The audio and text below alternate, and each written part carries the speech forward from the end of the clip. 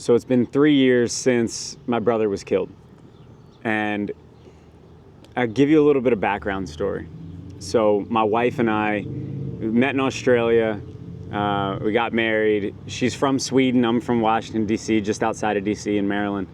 And we moved back to the States together when we got married. And started a church, and church was growing. Everything was going well. We bought a house. We had our first kid, but then we felt like God was calling us to the next thing. And handed the church off to some great pastors, some friends here in Maryland. And then we started to sell everything. We bought a fifth wheel and we began to renovate it. So this was 3 years ago in May 2021, and I'm now standing in this gutted fifth wheel, not fully sure what the next season of our life is going to look like. And during that time, I get a text.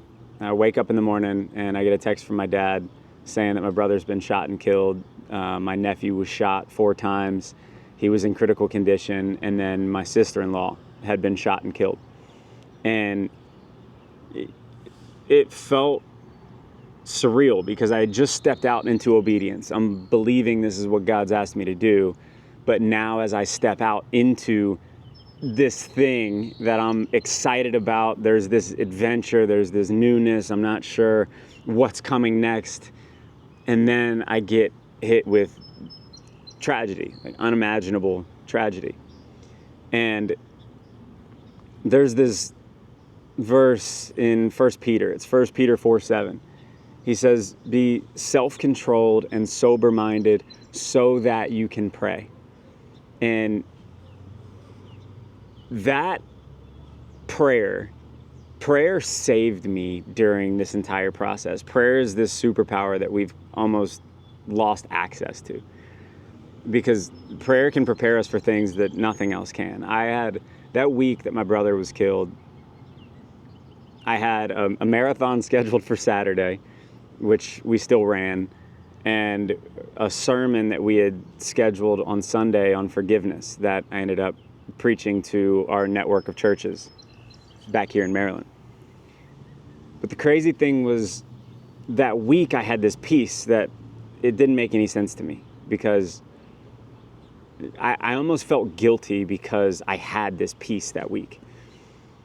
Because obviously I was broken, obviously I was sad, obviously I was concerned about my nephew's health.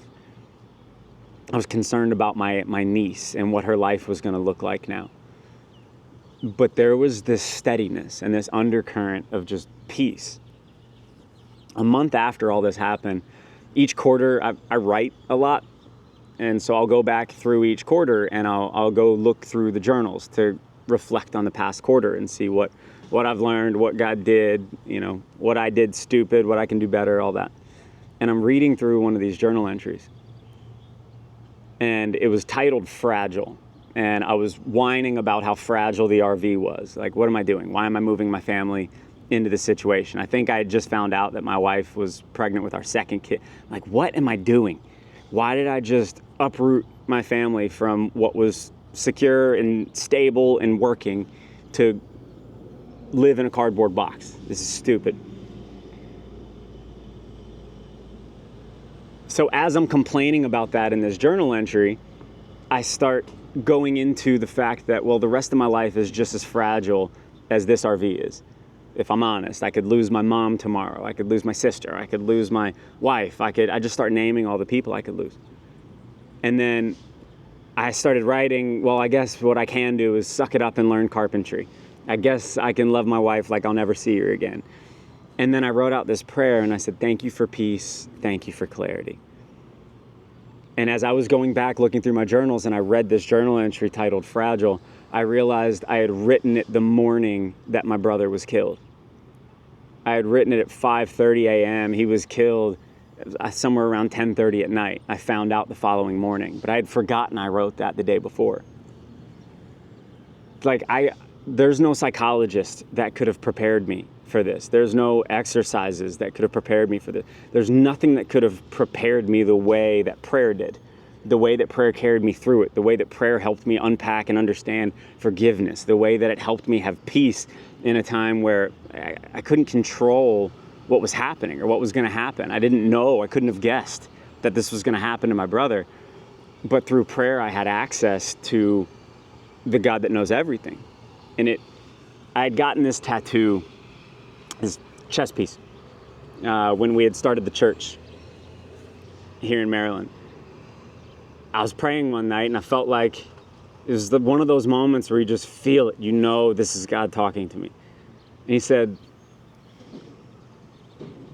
you've been playing chess against your wife. Me and Matilda had just gotten married, and we kind of connected even in Australia through playing chess. We both suck, but that's what made it competitive. He said, you were playing chess against your wife, but now you're on the same team. But the one you're playing against is stronger than you, he's faster than you, he's smarter than you. He's been playing this game a long time and you cannot beat him. He said, in fact, he's so good that he will make you think you're winning when really he's just setting you up into a trap. It'll look like you're taking pieces and you're making progress when really he's only pulling you into a place where you're trapped and you can't see it. And I was like, well, this doesn't feel very encouraging. But then it was like the conversation shifted to, but I'll move the pieces for you if you let me. If you let me, I will guide. I will move the pieces. I will. So even when tragedy strikes, even when the uncontrollable happens, you have this illusion of control. So even when the things that you think you can control now are blatantly obvious and they're out of your control, I've got you. I'll move the pieces. So even in the moments where it looks like you're losing, even in the moments where it looks like you're being beaten, I know how to play this game.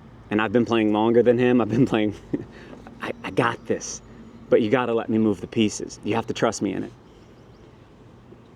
So I've learned a lot of lessons in the last 3 years from my brother being killed, but this dependency on prayer and what it can produce in my life and our lives is probably the most important. It's been the most prominent. Be self-controlled and sober-minded so that you can pray.